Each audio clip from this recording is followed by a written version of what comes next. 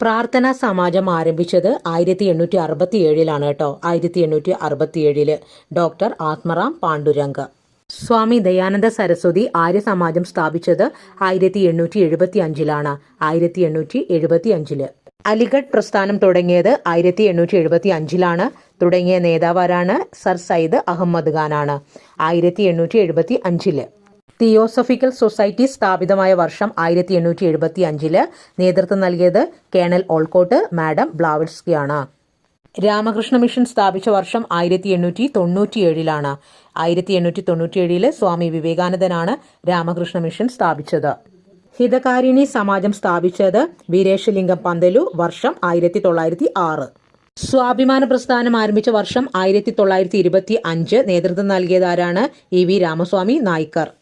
SNDP സ്ഥാപിച്ചത് ശ്രീനാരായണ ഗുരു, വർഷം 1903 May